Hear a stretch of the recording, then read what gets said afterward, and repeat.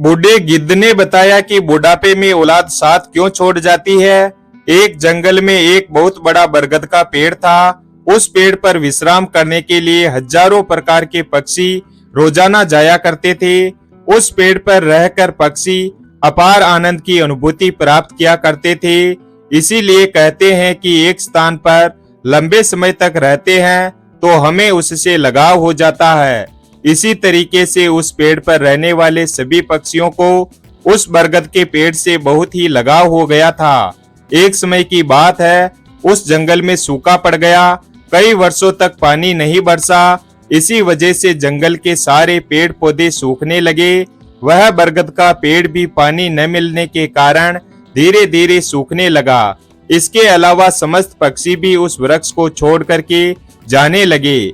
जब वह पेड़ एक दिन पूरे तरीके से सूख गया, जब उस पेड़ के पत्ते और डालियां नीचे गिरने लगे, तो उस पेड़ पर रहने वाले सभी पक्षी उस पेड़ को त्याग करके किसी दूसरी जगह पर चले गए। केवल बेचारा एक बूढ़ा गिद्ध उस बरगद के पेड़ पर अकेला ही बैठा रह गया। उसने देखा उस पेड़ पर रहने वाले सारे पक्षी एक एक करके उस पेड़ से जा चुके हैं। कुछ पक्षियों ने उस बूढ़े गिद्ध से भी चलने के लिए कहा, परंतु उस बूढ़े गिद्ध ने जाने से मना कर दिया।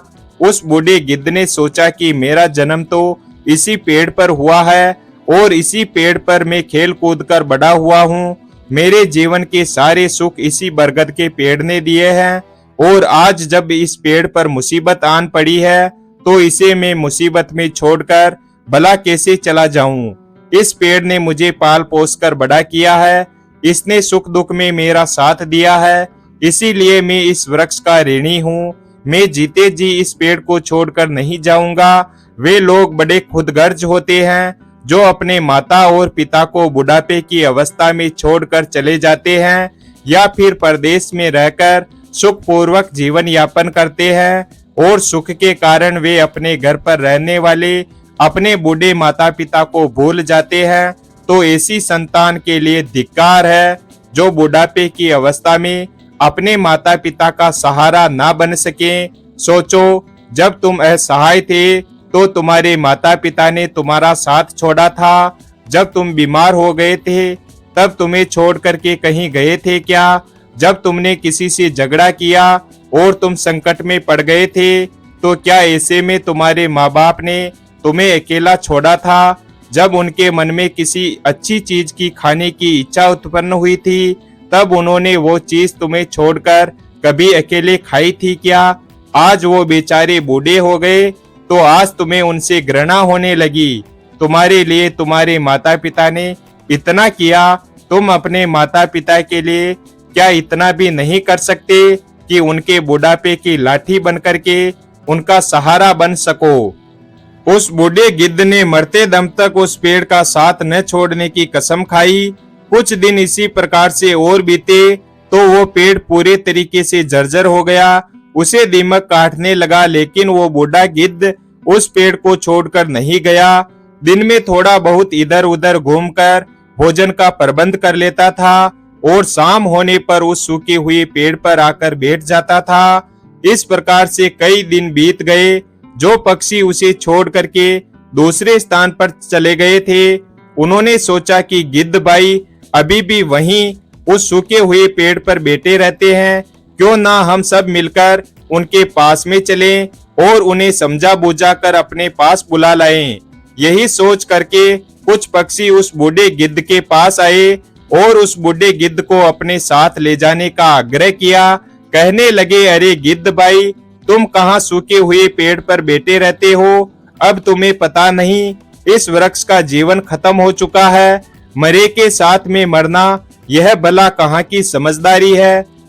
कहते हैं वही गिद्ध का श्रेष्ठ है जिसमें धर्म की हानि ना हो, वही देश श्रेष्ठ है वहां पर कुटुंब का पालन हो सके। गिद्ध भाई, इसलिए यह पेड़ जर्जर हो गया है। दीमक इसे रात दिन काट काट कर खा रहे हैं। किसी दिन हवा के तेज झोंके के साथ में यह वृक्ष गिर जाएगा। फिर इसके बाद में तुम कहाँ जाओगे?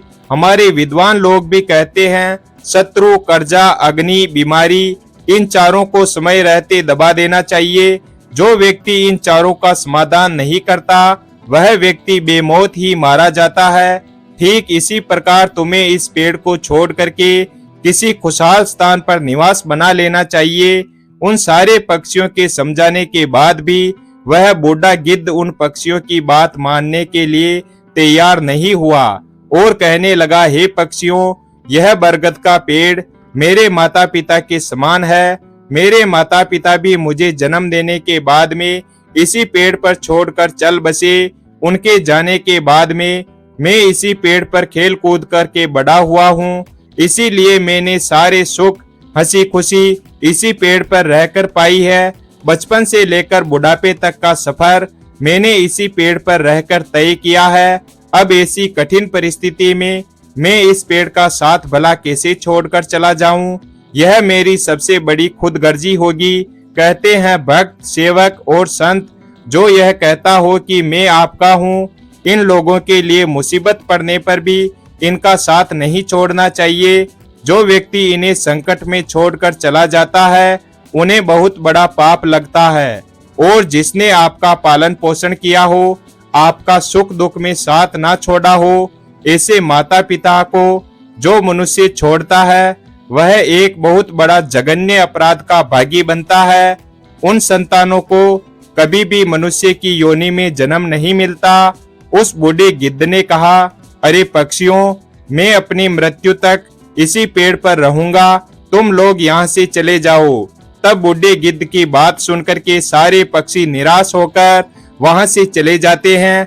कुछ पक्षी कहते हैं, अरे भाई, इस बूढ़े गिद्ध के साथ साथ इसकी बुद्धि भी अब सठिया गई है, इसलिए इस बूढ़े गिद्ध को हमारा समझाना बिल्कुल बेकार है। अब कुछ दिन बीतने के बाद वही पक्षी फिर से उस बूढ़े गिद्ध को समझाने के लिए आए। उस दिन भी उस गिद्ध ने उस पेड़ को छोड़ने के लिए मना कर दिया। इस बार सभी पक्षी लौटकर अपने घर के लिए नहीं गए। वे सीधे इंद्रदेव के पास पहुंचे और इंद्र को जाकर सारी बात बताई कि हे भगवान, अब हम जिस जंगल में रहते हैं उस जंगल में कई वर्षों से पानी नहीं बरसा।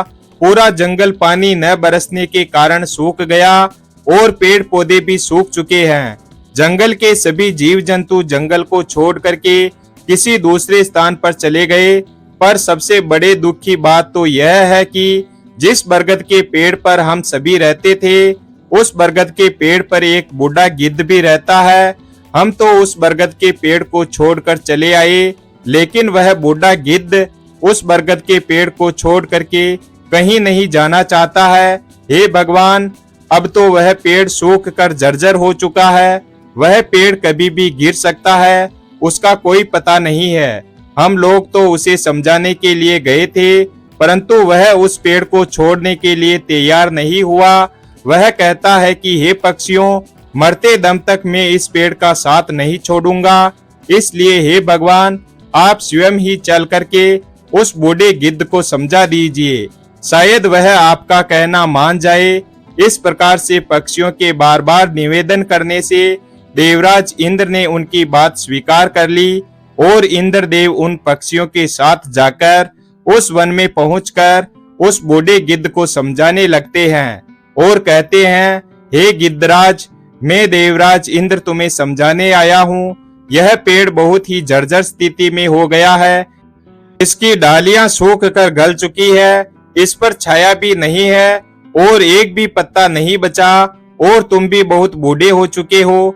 यदि किसी दिन यह पेड़ गिर गया तो तुम्हारी मृत्यु हो सकती है।